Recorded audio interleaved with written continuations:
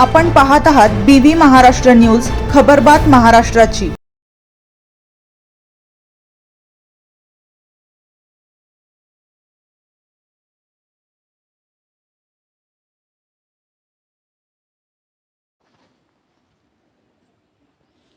भरधाव ट्रकने धडक दिल्याने झालेल्या अपघातात पती-पत्नीचा जागीच मृत्यू।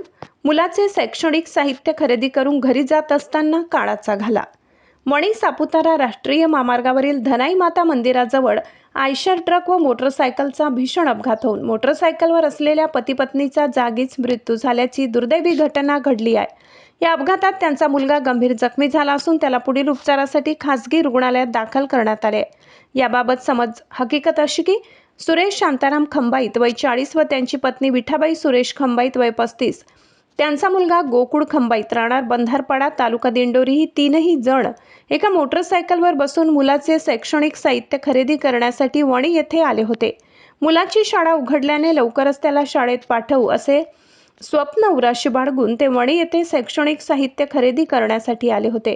खरेदी आटपून ते आपल्या मोटरसायकलवर बंधारपाडा येथे जात असताना सापुताऱ्याकडून वणीच्या दिशेने येत असलेल्या आयशर ट्रक क्रमांक GJ04AX 8036 याने मोटरसायकलला जोरदार कट मारला।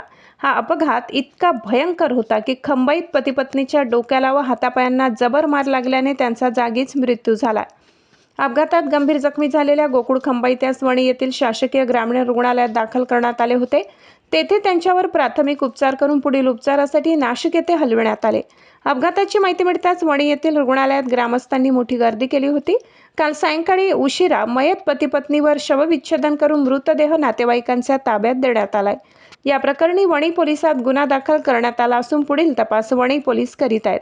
BV न्यूज महाराष्ट्रासाठी सहसंपादक चंद्रकांत जोशी।